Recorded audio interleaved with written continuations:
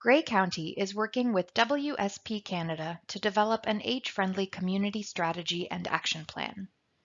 The strategy and action plan will help shape the future of Grey County and ensure that it remains a vibrant, accessible, and wonderful place to live for all ages. The project is being completed in 2 phases between May 2021 and March 2022 and was primarily funded by the Government of Ontario.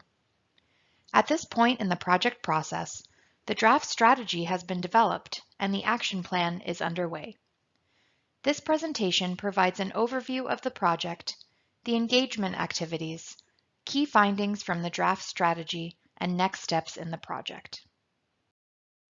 As the world's population grows older, the World Health Organization, or WHO, has stressed the importance of building age-friendly cities and promoting active aging in communities. The WHO defines an age-friendly community as a community that encourages active aging by optimizing opportunities for health, participation, and security in order to enhance quality of life as people age. A number of resources have been developed by the WHO and provincial government to help guide communities towards becoming more age-friendly. Grey County's Age-Friendly Community Strategy and Action Plan follows the Ontario Ministry of Seniors and Accessibility age-friendly process, along with guidance from other age-friendly resources, such as the WHO's Age-Friendly Cities Guide. The WHO Age-Friendly Cities, a Guide, 2007, contains a framework which is used to encourage municipalities to become more age-friendly by examining their communities through the eyes of their aging residents to uncover areas of opportunity and improvement. The framework highlights 8 interconnected elements that influence active aging and enhanced well-being for all ages, referred to as the age-friendly community dimensions. These dimensions include transportation, outdoor spaces and buildings, community support and health services, communication and information, civic participation and employment, respect and social inclusion, social participation, and housing. The guide also includes a checklist of core age-friendly features of a community that fall under each of these dimensions.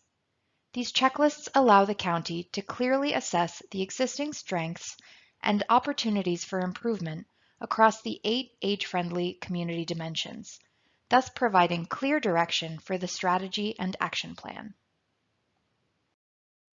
During the initial stages of the project, a background review report was developed which summarizes the review of background policies and initiatives undertaken to help inform the development of the strategy and action plan. The report examines policies and plans at the provincial, county, and local level and identifies existing strengths and potential policy gaps or opportunities in Grey County that can be addressed in the strategy and action plan. The background report can be found on the project website at grey.ca/age-friendly. Public and stakeholder engagement has been a major component of this project. A number of engagement activities have been held throughout the project, including presentations, workshops, stakeholder interviews, focus groups, conversations, site visits, and online interactive activities. The input gathered through these engagement activities was used to develop the strategy to ensure it reflects community priorities and will be used to inform future engagement as well as the final action plan. An engagement findings report summarizes the key findings from the project's engagement activities, and it is also available on the project website at grey.ca/age-friendly. Based on the community, stakeholder, and Indigenous engagement to date, the vision statement for the strategy and action plan is as follows. Grey County and its communities will create inclusive opportunities for people of all ages to actively participate in all stages of life and to thrive physically and economically with dignity and independence. This statement will continue to be refined throughout the project. Goals support the vision statement by providing a framework for the actions that will be taken to achieve the vision.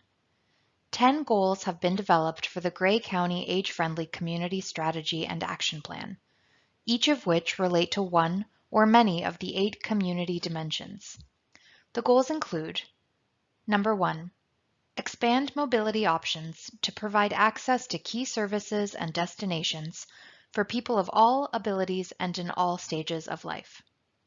Number 2, promote the creation of affordable, attainable, and accessible housing, along with a range of housing types and tenures. Number 3, provide a variety of communication options, including opportunities for in-person interactions beyond the pandemic. Number 4, provide an appropriate level of healthcare support for populations as their needs change. Number 5, leverage existing assets to provide opportunities for a variety of activities, events, volunteer and employment opportunities for social participation by all ages.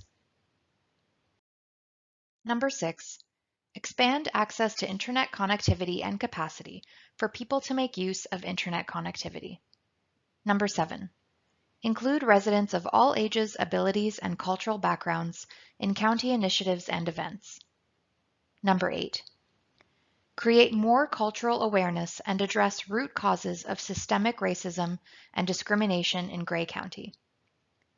Number 9, utilize existing community resources and supports by fostering partnerships and relationships with existing community organizations and groups. And number 10, develop complete communities that maintain a small town, rural feel while still providing amenities and services where everyone's daily needs can be met. When examining Gray County through the 8 community dimensions, a number of existing assets and opportunities for improvement were identified by key stakeholders and members of the public.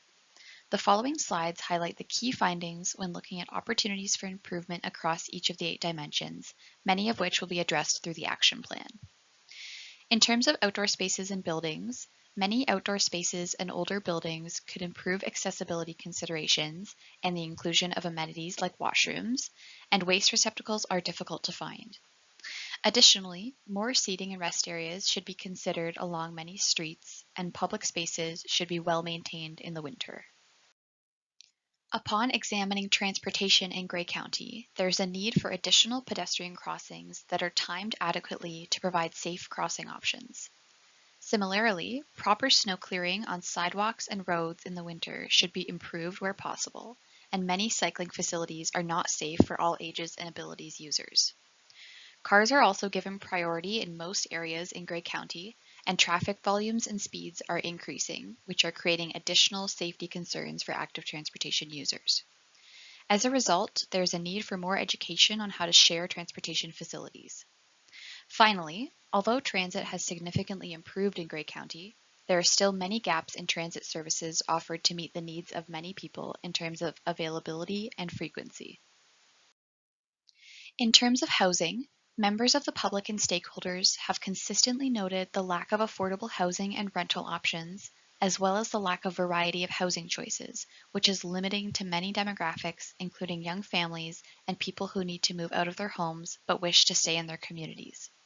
Housing and home modifications are also unaffordable, and wait lists for affordable housing have become extremely long. When looking at the social participation community dimension, there appear to be a low number of activities, events, and programs targeted towards youth and few outreach events focused on connecting with residents from diverse backgrounds. Many events are also difficult to access for people without a private vehicle or in areas where transit is not available, and many individuals are hesitant to participate in new activities alone. Another important consideration is that senior centers are only available in some communities, and programming at those facilities varies widely. In terms of communication and information, many stakeholders and community members noted that less information is being provided through newspapers and radio, which has made it harder for some residents to access information about what is happening in their community. It was noted that email newsletters are a valued source of information and that demographic-specific newsletters could help to disseminate information. Another important concern is that internet connectivity varies widely by geography, with people in rural areas having less access to high-speed connectivity. And finally, websites frequently used by members of Grey County's communities are not consistently incorporating accessibility standards and can be confusing to navigate. When looking at respect and social inclusion, systemic racism and discrimination towards new Canadians, communities of color, Indigenous Canadians, and members of the LGBTQ+ community in Grey County presents several challenges to those communities. On a related note, improved access should be prioritized to adequate education training for employers to promote respect and inclusion in the workplace. There was an identified need for more intergenerational activities, as well as events that introduce residents to traditions from other cultures. Additionally, many programs tend to be focused around urban areas, with fewer resources available to reach out to individuals in more rural settings. When examining civic participation and employment, it was noted that a variety of employment opportunities for youth are limited, and low-wage employment does not offer a path towards a living wage in Grey County. Enhanced awareness and access to training programs to gain new skills, reskill for a second career, or add credentials at a mid-career point needs to be considered to enhance options for workers at all stages of life. Transportation is a major barrier to employment for many people, and committee meetings and council meetings are not held at accessible locations or times. County committees should also be structured to value lived experiences by introducing new members, even if those members do not have the required credentials. When looking at community supports and health services, it was emphasized that newcomers to the area have a hard time finding primary care, especially family physicians. Mental health services and supports are very limited, and walk-in clinics are not widely available throughout the county. There is also a severe shortage of personal support workers in the county, which is beginning to threaten the availability of care and is causing long delays. In terms of next steps, the project team will be completing Phase 1 of the project in October and November 2021.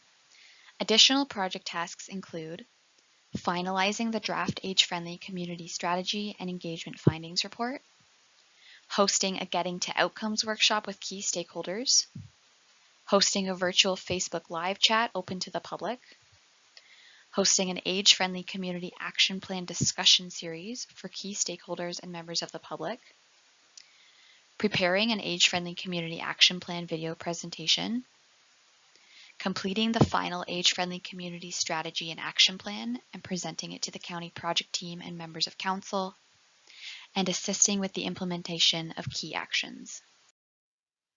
If you have any comments or questions about this project, please contact the County Project Manager, Stephanie Lacey-Avon, or visit the project website at grey.ca/age-friendly for more information. Thank you very much for taking the time to watch this presentation, and we look forward to connecting with you again soon.